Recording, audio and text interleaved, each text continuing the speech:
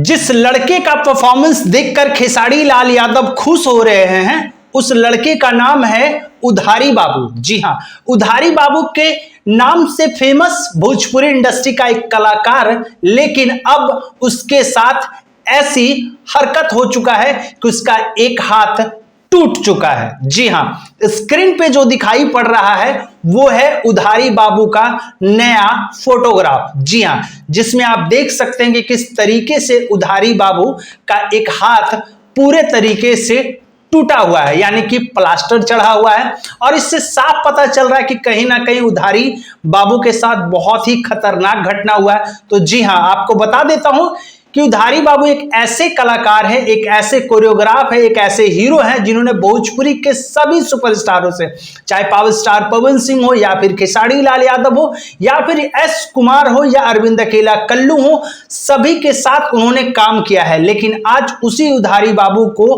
कुछ लोग, जी हां, यानी कि कुछ लोग में से कहेंगे कि उनके जान के दुश्मन बन चुके हैं। जी हां, बलिया में उन पे 2 बार जानलेवा हमला हुआ है और पहली बार जब हमला हुआ था उसके बावजूद भी पुलिस जो कार्रवाई होती है वो पूरे तरीके से ठंडा है। जी हां, और उसके बाद हिम्मत तो देखिए, एक बार घटना होने के बाद, यानी कि एक बार जब हमला कर दिया जाता है उसमें किसी तरीके से उधारी बाबू बच के निकलते हैं और उसके बाद एक बार फिर से, यानी कि करीब 6 महीने के बाद फिर से उधारी बाबू के ऊपर फिर से जानलेवा हमला किया जाता है और उनका हाथ तोड़ दिया जाता है। इसके बावजूद भी अभी भी बलिया जो पुलिस है वो अभी तक भी कोई कड़ा एक्शन कदम नहीं ले पाया। आखिरकार जो हमला करने वाला है वो अभी तक घूम क्यों रहा है। हालांकि आपको बता देता हूं कि उधारी बाबू की तरफ से एफआईआर करवा दिया गया है।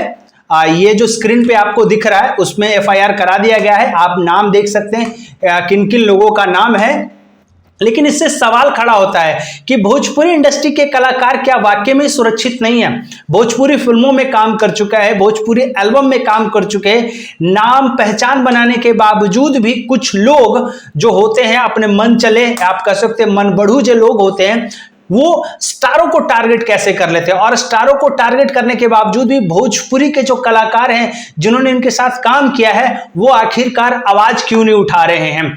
या फिर आप ये कह सकते हैं कि भाई एक अगर दब रहा है तो भाई चुप हो जाए ना, हमारे साथ तो नहीं घटना हुई है। तो ऐसा नहीं होना चाहिए। अगर एक कलाकार को दुख हुआ है तो दूसरे कलाकार को उसके दर्द का आवाज बनना चाहिए। जी हां, आज उधारी बाबू के साथ ये घटना हुई है, बलिया की घटना है, लेकिन उसके बावजूद भी बलिया के कलाकार हैं या फिर कहें तो यूपी के जो कलाकार हैं वो उधारी बाबू का साथ नहीं दे रहे हैं। आखिरकार ऐसा क्यों है ये समझ में नहीं आ रहा है। मेरे पास ये इंफॉर्मेशन पहुंची तो मुझे एक फर्ज बना कि भाई मैं भोजपुरी इंडस्ट्री को प्रेजेंट करता हूं, भोजपुरी फिल्में का न्यूज कवर करता हूं। तो मुझे ऐसा लगा कि भाई उधारी बाबू के साथ खड़ा होना चाहिए। और जिस तरीके से उधारी बाबू के साथ ये लगातार दूसरी बार घटना हुई है तो मैं बलिया पुलिस के साथ साथ यूपी, यानी कि यूपी पुलिस से दरखास्त करना चाहूंगा कि एक्शन लिया जाए।